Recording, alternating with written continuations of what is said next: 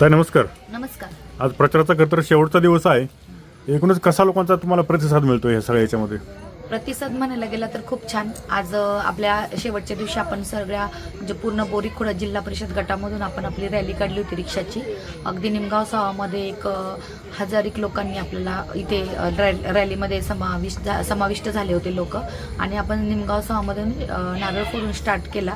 तर औरंगपूर, पारगाव, त्यानंतर कावळपिंपरी, त्याच्यानंतर पुन्हा निमगाव मार्गे आपण खोडद मार्गे येडगावला गेलो. आणि तिथनं मग परत वडगाव कांदळी करत जाधववाडी करत आपण परत निमगावला आलो. अगदी 7 वाजायच्या आतमध्ये आपण इथे टच झालो. त्याच्यामुळे जो लोकांचा प्रतिसाद होता तो जो मी पाहिला पूर्ण गटामध्ये तो खूप छान होता. त्यांनी डायरेक्ट सांगत होते, ताई आता टेन्शनच नका. मी 2 बोटं केले ते म्हणायचे 2 नंबरचं बोट आहे 3 नंबरचं, कारण आपला अनुक्रमांक 3 आहे. त्याच्यामुळे लोक सांगत होते का 3 नंबरचं चिन्ह 3 नंबरच्या अनुक्रमांकावरील आपलं चिन्ह रिक्षा. त्याच्यामुळे त्यांच्या जनतेतूनच मला कळाले की त्यांचा प्रतिसाद खूप छान पद्धतीने आहे.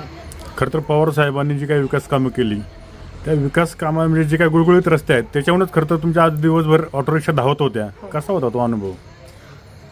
आता ऑटो रिक्षा तर मस्तपैकी धावत होत्या, पण जिथे जिथे साहेबांनी विकास कामं केली होती तिथे सिमेंट कॉन्क्रीटचे रस्ते झाले होते. आणि जे रस्ते कच्चे होते ते कच्चे रस्ते मला सांगत होते का ताई आता तुमच्या हस्ते हे रस्त्यांचं काम झालं पाहिजे. आणि त्या पद्धतीने ते रस्ते मला आडवे येऊन मला सांगत होते की ताई आता ही कामं तुमच्या हातामध्ये आम्ही देतोय आणि आम्हाला तुम्ही बनवा असा मला संदेश देत होते रस्ते. त्याच्यामुळे आता जिल्हा परिषदला मी 100% निवडून याची मला खात्री आलेली आहे. आणि निवडून 9 तारखेला तर आपल्याला कळेलच सगळ्यांना. त्याच्यानंतर सगळ्यात स्टार्टिंगला मी हीच कामं चालू करणार.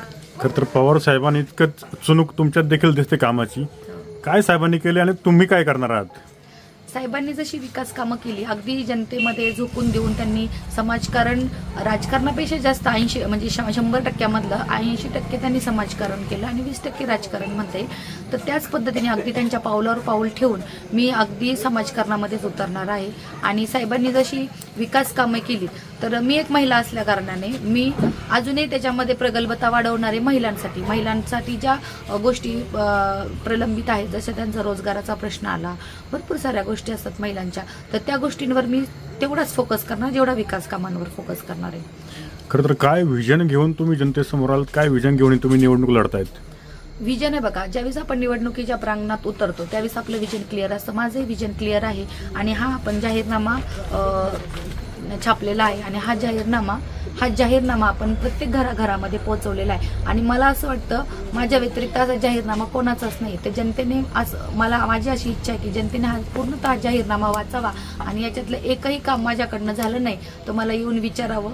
आणि हा प्रत्येक घरापर्यंत आपण जाहीरनामा म्हणजेच माझं विजन मी पोहोचवलेलं आहे. काय प्रमुख मुद्दे आपण घेतले त्याच्यामध्ये? महिलांच्या विकासासाठी काय घेतले किंवा रोजगारासंदर्भात काय घेतलेत आपण त्याच्यामध्ये मुद्दे? बघा, आता आपण जे जाहीरनाम्यामध्ये जे मुद्दे आहेत, जसं प्राथमिक आपण म्हणतो की आरोग्य झालं, शिक्षण झालं, पाणी, वीज आणि जनतेचे मूलभूत सर्वसामान्य जे प्रश्न असतात हे मेन आपले म्हणजे काय म्हणतो आपण त्याला विकास कामांचे मुद्दे आहेत, मेन मुद्दे. तर यालाच आपण अधोरेखित करणार आहे पहिल्यांदा.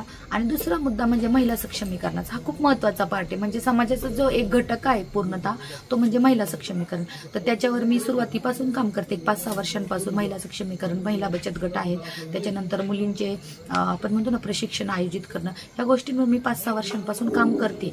त्याच्यामुळे हाही पार्ट काही माझ्यासाठी अवघड नाही. फक्त आता स्टार्टअपची वेळ आलेली आहे आणि ते 9 तारखेनंतर आपण लगेच स्टार्ट करणार आहोत. ठीक आहे. आता प्रचार तर आता 10 वाजता म्हणजे काही तासात प्रचार संपून जाईल, आचारसंहिता लागू होईल. मतदार राजाला तुम्ही काय आवाहन कराल?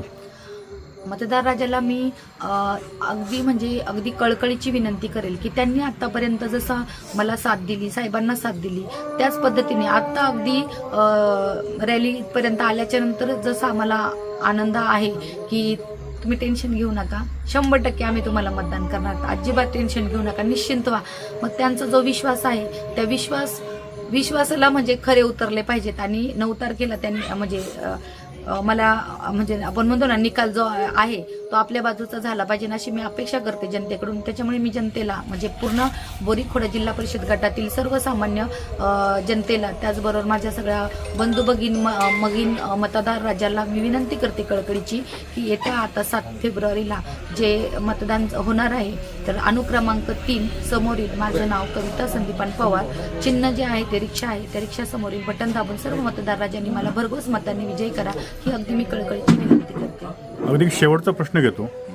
अपक्ष फॉर्म भरून देखील तुमच्या रॅलीमध्ये हजारो लोक सहभागी झाली होती. ग्रामस्थांचा किंवा भागाचा खूप मोठा प्रतिसाद लाभतो. हे सगळं कशाचं होतं की लोक एवढा विश्वास तुमच्यावर का ठेवतात? ते विश्वास हा माझ्यावर नाही आहे जनतेचा विश्वास आहे तो पांडुरंगरावजी पवार साहेबांवर. कारण हे जे काही जनतेचं प्रेम मिळते हे मी आता महिला आरक्षण आल्यामुळे मी त्यांची सून असल्या कारणाने ह्या जिल्हा परिषदला मला पहिल्यांदा संधी मिळते.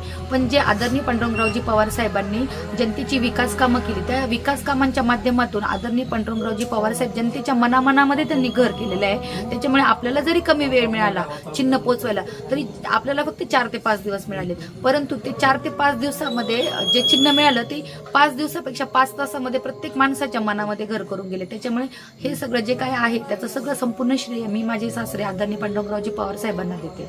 धन्यवाद.